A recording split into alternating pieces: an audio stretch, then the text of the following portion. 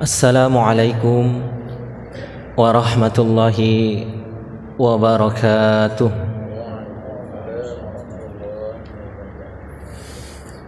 Innal hamdalillah nahmaduhu wa nasta'inuhu wa nastaghfiruh wa na'udzu billahi min syururi anfusina wa min sayyiati a'malina. Man yahdihillahu fala mudhillalah wa man yudlil fala hadiyalah. Asyhadu an la ilaha illallah wahdahu la syarikalah wa asyhadu anna Muhammadan abduhu wa rasuluh la nabiyya ba'dah. Allahumma salli wa sallim wa barik ala Nabiina Muhammadin wa ala alihi wa ashabihi wa man tabi'ahum bi ihsanin ila yaumiddin. Amma ba'd. A'udzu billahi minasy syaithanir rajim. Bismillahirrahmanirrahim. Wal asri innal insana lafi khusr illal ladzina amanu wa 'amilus shalihat wa tawasaw bil haqq wa tawasaw bis sabr. Allahumma inna nas'aluka 'ilman nafi'a wa rizqan thayyiba wa 'amalan mutaqabbala. Hadirin jamaah salat subuh rahimani wa rahimakumullah. Puji dan syukur kita panjatkan kehadirat Allah Subhanahu wa ta'ala, karena dengan nikmatnya kita mampu melaksanakan kewajiban kita pada subuh hari ini sebagai hambanya di muka bumi ini, melaksanakan salat subuh secara berjamaah. Dan kita lanjutkan dengan duduk sejenak dalam rangka beribadah pula. Duduknya kita di sini ketika kita niatkan dalam rangka mendekatkan diri kepada Allah Subhanahu wa ta'ala, merupakan bagian dari ibadah kita. Dan menuntut ilmu adalah kewajiban bagi kita, di mana tujuannya tidak lain dan tidak bukan adalah agar ketika kita menuntut ilmu itu semakin taat kepada Allah, semakin takut kepada Allah Subhanahu wa ta'ala. Inilah tujuan utama kita diperintahkan untuk terus belajar, agar dengan ilmu yang kita dapatkan, ilmu yang kita miliki, semakin menambahkan iman kita kepada Allah, semakin taat kepada Allah Subhanahu wa ta'ala. Bukan untuk hal-hal yang lainnya. Yang lainnya itu akan mengikuti ketika kita belajar menuntut ilmu, tujuan utamanya karena Allah Subhanahu wa ta'ala. Dan sebaliknya ketika niatnya salah untuk tujuan-tujuan dunia, maka kalau itu yang menjadi prioritasnya, tentu saja di sisi Allah Subhanahu wa ta'ala akan berbeda nilainya ketika kita niatnya lurus karena Allah Subhanahu wa ta'ala. Mungkin Allah akan berikan kepadanya apa yang dia inginkan, apa yang dia harapkan di dunia ini, tapi berdasarkan firman-Nya, nanti di akhirat dia tidak akan mendapatkan apa-apa ketika melakukan sesuatu niatnya hanya untuk dunia dan bukan karena Allah Subhanahu wa ta'ala. Hadirin sekalian yang berbahagia rahimakumullah, di antara kalimat yang kita ucapkan ketika kita bangun tidur adalah pujian kepada Allah Subhanahu wa ta'ala. Alhamdulillahilladzi ahyana ba'dama amatana wa ilaihin nusyur. Ini bagian yang harus kita renungkan dan kita pahami bahwa bagian dari nasihat bagi kita, pengingat bagi kita bahwa kita ini dihidupkan oleh Allah Subhanahu wa taala dan dimatikan oleh Allah Subhanahu wa taala pula. Dan di kalimat atau doa yang kita baca tersebut bukan istaiqidu atau naum yang kita katakan, tetapi ahya wa amut, hidup dan mati. Berkaitan dengan itu ada istilah mungkin nyawa kita itu berada di tangan Allah Subhanahu wa taala. Hidup kita itu berada di tangan Allah Subhanahu wa taala. Maka ada sebuah ayat dalam Al-Qur'an menjelaskan kepada kita di dalam surat yang ke-39 Az-Zumar ayat yang ke-42. Allah Subhanahu wa taala berfirman, Allahu yatawaffal anfusah hina mautiha. Kata Allah Subhanahu wa taala, Allah memegang nyawa seseorang pada saat kematiannya dan pada saat sebelum kematiannya, yaitu ketika dia tidur. Wallati lam tamut fi manamiha, fayumsikul lati qada 'alaiha al-maut wa yursilul ukhra ila ajalim musamma. Dan dia tahan nyawa orang yang dia telah tetapkan kematiannya, dan dia lepas nyawanya yang lain sampai waktu yang ditentukan. Jadi berdasarkan ayat ini, ternyata nyawa kita itu ketika tidur berada dalam genggaman Allah Subhanahu wa taala, Sehingga kalau kita tidur itu tidak mengetahui apa-apa, tidak menyadari apa-apa. Kalau sedang tidur nyenyak itu apapun yang terjadi di sekitar kita tidak tahu. Karena memang nyawa kita pada saat itu berada dalam genggaman Allah Subhanahu wa taala. Dan ketika dia bangun, itu menandakan bahwa Allah mengembalikan kembali nyawanya. Tapi ada ternyata yang Allah tidak kembalikan.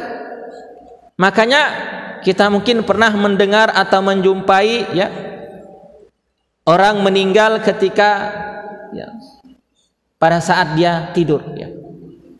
Karena memang pada saat dia tidur itu nyawanya sudah berada dalam genggaman Allah Subhanahu wa taala. Kalau Allah kembalikan kepadanya, maka dia bisa bangun. Tapi kalau Allah tidak kembalikan nyawanya, maka dia mengalami kematian yang sesungguhnya, wafat dalam kondisi tidur. Dan Allah kembalikan nyawa kita ini, kata Allah Subhanahu wa taala, ila ajalim musamma, ada batas waktunya, sampai waktu yang Allah tentukan untuknya. Bisa nanti Allah akan ambil kembali nyawa itu pada saat dia tidur, pada saat dia beribadah, pada saat dia bekerja, pada saat dia beraktivitas, apapun dalam kehidupan ini. Bahkan waliyauzubillah, ada yang Allah ambil nyawanya ketika dia dalam kondisi bermaksiat kepada Allah Subhanahu wa taala. Karena memang ada batasannya, ada waktunya. Kadang-kadang sebagian orang tidak memahami dan menyadari hal ini, sehingga seakan-akan dia sehat saja, bisa bangun, bisa hidup dan seterusnya. Padahal itu ada batas waktunya. Nanti Allah akan ambil kembali nyawanya. Maka ketika kita memahami dan menyadari ini, tentu setiap kita mendapatkan kesempatan untuk bangun kembali, kita gunakan dengan sebaik-baiknya untuk beribadah kepada Allah Subhanahu wa taala. Inna fi dzalika laayatil liqaumin yatafakkarun. Kata Allah Subhanahu wa taala menutup firman-Nya, sungguh pada yang demikian itu terdapat ayat Allah. Jadi tidur dan bangun kita itu bagian dari ayat Allah Subhanahu wa taala. Ayat Allah itu kan ada yang tersurat dan ada yang tersirat. Ada yang bersifat qauliyah, ada yang bersifat kauniyah, ya. Yang tersurat adalah ayat Allah yang ada di dalam Al-Quran, sedangkan yang tersirat adalah ayat Allah apapun yang ada pada diri kita dan di luar diri kita. Sebuah kejadian itu merupakan ayat Allah Subhanahu wa taala, tanda-tanda kebesaran Allah Subhanahu wa taala. Bahkan ya, kita menikah pun kata Allah Subhanahu wa taala merupakan bagian dari ayat Allah Subhanahu wa taala, yang mana Allah menciptakan ya, pasangan bagi seorang laki-laki itu adalah perempuan, ya, dan pasangan perempuan itu adalah seorang laki-laki, ya. Jadi tidur dan bangun kita ini merupakan bagian dari ayat Allah Subhanahu wa taala yang harus kita baca, yang harus kita pahami, yang harus kita hayati, bahwa ya, kita bisa bangun karena Allah mengembalikan nyawa kita, karena Allah membangunkan kita kembali, tapi itu ada batas waktunya. Nanti akan Allah ambil kembali nyawa kita itu sehingga kita tidak bisa bangun lagi, yang mana itulah kematian yang sesungguhnya. Hadirin sekalian yang berbahagia rahimakumullah, sebagaimana biasanya kami diamanahi berkaitan dengan ya, pembahasan tentang keluarga, ya. Ada sebuah hadis ya, yang kami sampaikan pada kesempatan ini, riwayat dari Imam Dailami, ya, menyebutkan bahwa arba'un min sa'adatin al-mar'i, ya. Ada 4 tanda kebahagiaan dari seorang manusia, ya. Kalau berbicara tentang ya, apa yang menyebabkan manusia atau seseorang itu bahagia, tentu saja banyak, ya, macam-macamnya. Setiap orang bisa jadi berbeda ukurannya, berbeda barometernya, ya, berbeda, ya, apa yang menyebabkan dia merasa bahagia dalam kehidupan di dunia ini. Tapi dalam riwayat ini dijelaskan ada 4 tanda kebahagiaan seorang manusia. Apa saja keempat tersebut? Yang pertama, antakuna zaujatuhu solihatan. Yang pertama adalah seseorang yang memiliki pasangan yang soleh atau solehah, ya. Kalau dia laki-laki memiliki pasangan yang solehah, kalau dia perempuan memiliki pasangan yang soleh, ini salah satu tanda ya, menjadikan hidupnya bahagia, tanda kebahagiaan baginya. Kemudian yang kedua dijelaskan di sini, wa auladuhu abraran. Yang kedua adalah tanda kebahagiaan hidup seseorang di dunia ini adalah ketika dia memiliki anak keturunan yang berbakti kepada orang tuanya, anak-anak yang soleh dan solehah, anak-anak yang baik, anak-anak yang taat kepada Allah Subhanahu wa taala, anak-anak yang menegakkan tauhid kepada Allah Subhanahu wa taala yang benar. Ini bagian dari tanda kebahagiaan bagi seseorang ketika dia memiliki pasangan yang soleh atau soleha, memiliki istri yang soleha, memiliki anak yang berbakti, anak yang baik, anak yang soleh dan solehah pula. Dan yang ketiga adalah wa khalatuhu solihin, ya. Tanda yang ketiga kebahagiaan hidup seseorang adalah ketika dia memiliki orang-orang di sekitarnya, memiliki teman, ya, memiliki sahabat yang soleh, memiliki teman yang baik. Ini bagian dari tanda kebahagiaan hidup seseorang. Dia punya pasangan yang soleh dan solehah, punya anak yang soleh dan solehah pula, anak yang berbakti, anak yang baik, punya teman yang soleh pula, punya teman yang baik-baik pula. Dan yang keempat disebutkan di riwayat ini, wa ayyakunu rizquhu fi baladihi, ya. Tanda keempat orang yang akan mendapatkan kebahagiaan hidup di dunia ini adalah yang keempat, ketika dia memiliki mata pencaharian atau pekerjaan yang mudah dan di dalam negerinya sendiri, tidak jauh-jauh. Kenapa demikian? karena ketika dia bekerja di dalam negerinya sendiri, tidak jauh-jauh, dia bisa berkumpul dengan keluarganya, dia dekat dengan keluarganya, sehingga apa? Dia menikmati kebahagiaan hidupnya itu bersama dengan keluarganya. Ini di antara 4 ya tanda kebahagiaan hidup ya seorang manusia dalam kehidupan di dunia ini. Yang pertama, memiliki pasangan yang solehah ya, atau soleh bagi perempuan ya, memiliki anak yang soleh dan solehah, berbakti kepada orang tua, memiliki teman yang baik dan soleh, memiliki ya pekerjaan yang mudah dan di dalam negeri sendiri. Kemudian kita bahas satu poin berkaitan dengan ya anak yang berbakti kepada orang tua, anak yang soleh dan solehah ya. Sebagaimana yang kita ketahui, ketika seseorang menikah ya, salah satu yang diharapkan adalah memiliki anak keturunan ya, memiliki buah hati ya. Ini cita-cita ataupun keinginan setiap orang yang menikah pastinya, karena di antara tujuan utama dari menikah itu kan agar memiliki anak keturunan ya. Bahkan kalau bapak-bapak ini ya pengen punya anak ya sebanyak-banyaknya biasanya, cuma maknya aja yang kadang-kadang nggak kuat kalau banyak-banyak katanya. Dibatasin juga di negara kita kan dengan program-program seperti program keluarga berencana dan sebagainya ya. Akan tetapi yang namanya punya anak ini merupakan keinginan dari setiap orang yang menikah, dan anak ini ternyata merupakan anugerah dari Allah Subhanahu wa taala yang utama ya, anugerah terbesar bagi seorang suami dan istri dalam kehidupan rumah tangga mereka. Kenapa demikian ya? Karena memang anak ini luar biasa dampaknya bagi orang tua, luar biasa dampaknya bagi kita ya. Dan anak ini bisa menjadi bekal bagi kita untuk ya meraih apa yang kita inginkan ya di dunia ini maupun di akhirat ya.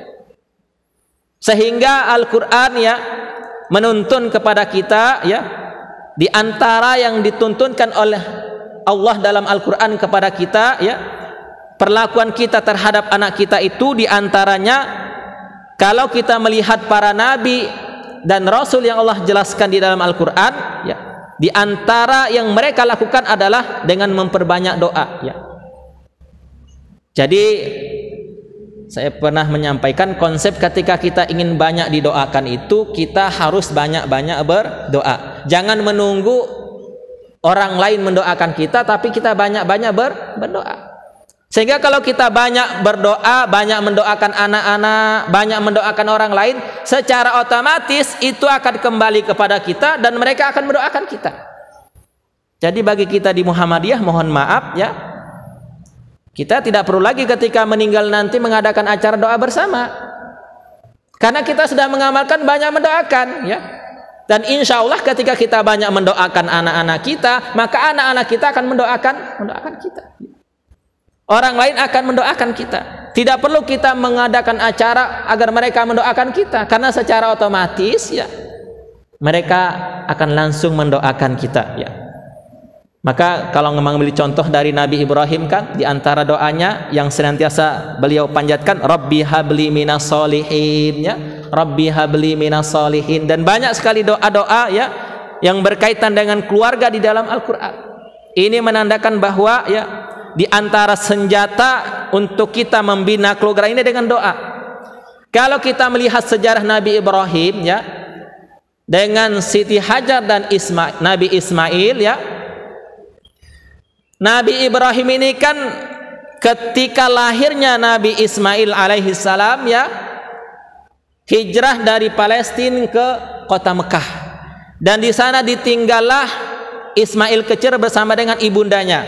Sekian belas tahun Nabi Ibrahim tidak ya, bersama dengan istri dan anaknya, tidak mendidik secara langsung Nabi Ismail ya, tidak pernah mengajarkan tentang akhlak yang baik secara langsung ketika masa kecilnya, ketika masa ya dia balita ya sampai dengan belasan tahun itu ya.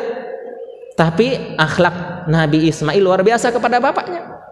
Ketika bapaknya datang, tidak membenci sedikit pun, tidak marah sedikit pun, bahkan menerimanya dengan penuh kasih sayang. Pertanyaannya, Didikan yang semacam apa yang dilakukan Nabi Ibrahim kepada anaknya? Ternyata ya, pendidikan antara Siti Hajar ya dengan Nabi Ibrahim ini luar biasa. Kalau Siti Hajar ibunda Nabi Ismail alaihi salam mendidik Nabi Ismail secara langsung di muka bumi, Nabi Ibrahim mendidik anaknya lewat langit ya. Jadi pendidikan bumi jalan, pendidikan langit jalan.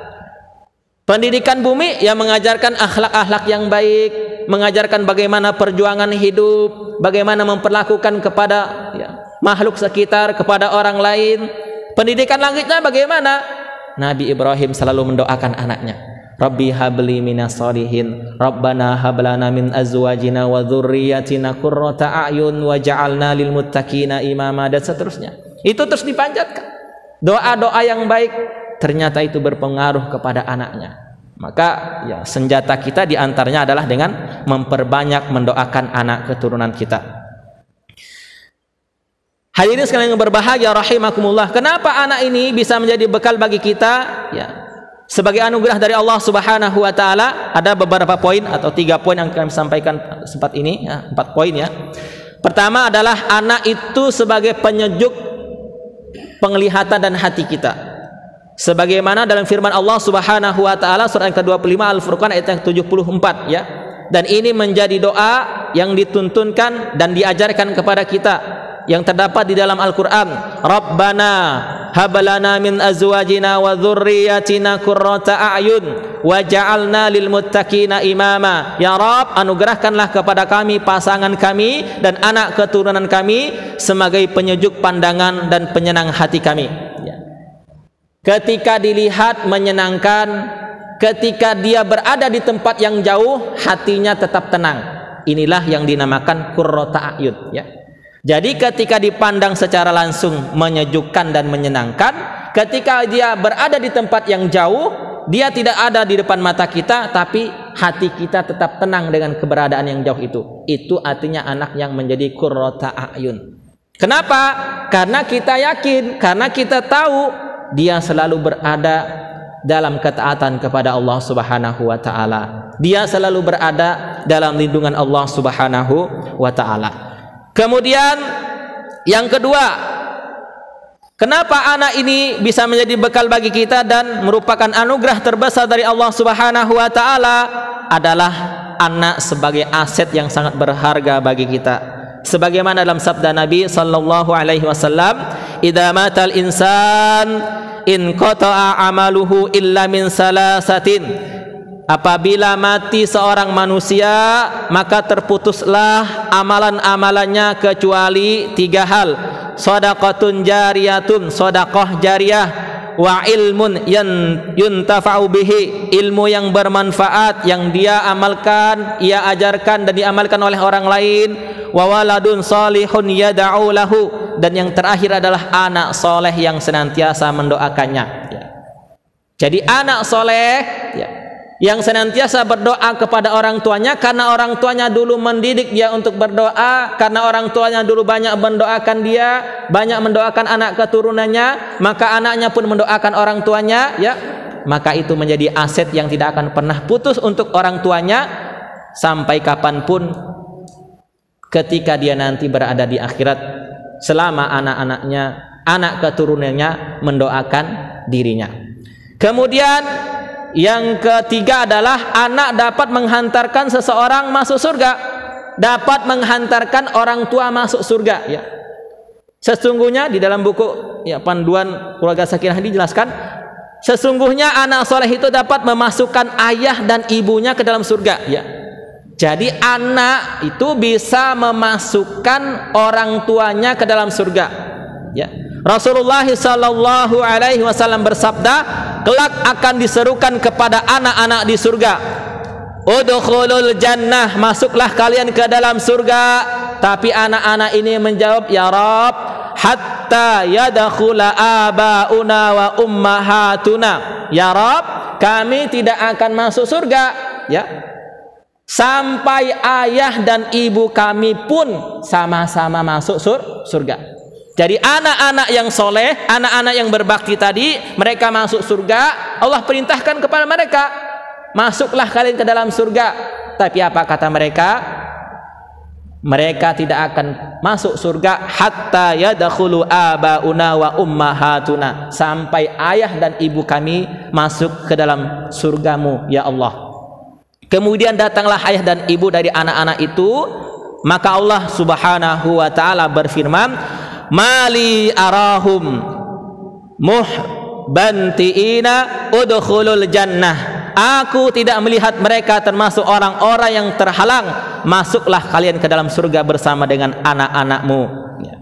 Maka ya, anak-anak ini dapat memasukkan orang tuanya ke dalam surganya Allah Subhanahu wa taala. Yang terakhir ya, yang keempat ya, di antara ya anak ini bisa menjadi bekal bagi orang tua sebagai anugerah dari Allah Subhanahu wa taala yang besar dalam kehidupan kita ini adalah, wabil khusus ketika ada seorang anak meninggal dunia dalam ya kondisi masih kecil belum balik, maka ini menjadi keutamaan bagi orang tuanya, menjadi sesuatu yang sangat bernilai dan berharga bagi orang tuanya. Kenapa? Apabila ayah dan ibu ya ditinggal oleh seorang anak yang meninggal wafat sebelum dia balik, maka di akhirat kelak insya Allah anak tersebut akan menjadi syafaat bagi kedua orang tuanya, yaitu menghalangi kedua orang tua tersebut untuk masuk ke dalam nerakanya Allah Subhanahu wa taala. Jadi inilah ya kebahagiaan ya, hiburan dari Allah Subhanahu wa taala, keutamaan dari Allah Subhanahu wa taala ketika ada orang tua ditinggal mati atau anaknya meninggal sebelum anaknya itu balik. Anaknya itu masih kecil, ada yang mungkin baru lahir kemudian meninggal beberapa bulan kemudian atau beberapa tahun kemudian sampai dia belum balik, maka anak ini menjadi modal bagi dia untuk terhindar dan terlepas dari siksa api nerakanya Allah Subhanahu wa taala ya. Sebagaimana dalam sebuah riwayat dari Abu Hurairah radhiyallahu anhu ya, anak-anak kecil mereka itu merupakan anak-anak penghuni surga. Salah satu dari mereka akan menemui ayahnya atau ibunya, kedua orang tuanya. Lalu anak itu menarik baju ayahnya ya, atau ibunya dengan tangannya seperti aku menarik ujung bajuku ini, kata Rasulullah. Ia tidak akan melepaskannya ya, hingga Allah memasukkan anak itu beserta orang tuanya ke dalam surganya Allah Subhanahu wa taala. Inilah diantara ya keutamaan ya anak-anak sebagai modal bagi kita untuk mendapatkan kebahagiaan sebagaimana yang dijelaskan dalam riwayat tadi. Ternyata anak-anak ini menjadi aset bagi kita, menjadi modal bagi kita untuk meraih kebahagiaan hidup di dunia dan akhirat. Maka kalau kita diberikan amanah yang semacam ini, semaksimal mungkin kita berusaha agar anak-anak ini menjadi kebaikan dan kebahagiaan bagi kita di dunia dan akhirat, karena memang itu dapat kita raih dengan cara apa? Dengan senantiasa mendoakan mereka, mendidik mereka, mengajarkan kepada ketaatan ya, menjalankan perintah Allah Subhanahu wa taala. Semoga ya, kita memiliki anak yang soleh dan solehah, memiliki keluarga yang sakinah di dunia dan akhirat, memiliki pasangan yang soleh dan solehah ya, soleh bagi perempuan ya, bagi laki-laki memiliki pasangan yang solehah ya, maka insya Allah ya kebahagiaan hidup akan kita dapatkan. Meskipun mungkin kalau orang melihat kondisi kita ya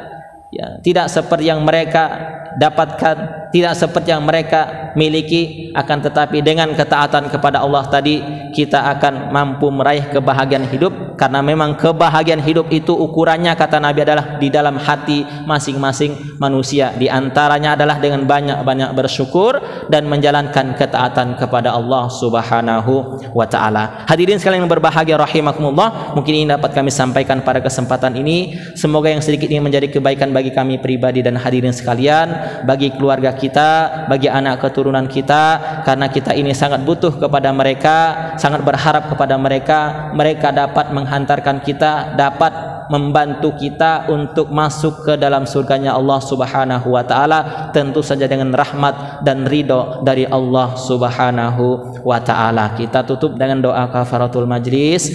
Subhanakallahumma wa bihamdika asyhadu an la ilaha illa anta astaghfiruka wa atubu ilaik. Alhamdulillahirabbil alamin. Terima kasih atas segala perhatian, mohon maaf atas segala kesalahan. Fastabiqul khairat, billahi taufiq wal hidayah wa ridha wal inayah. Assalamualaikum warahmatullahi wabarakatuh.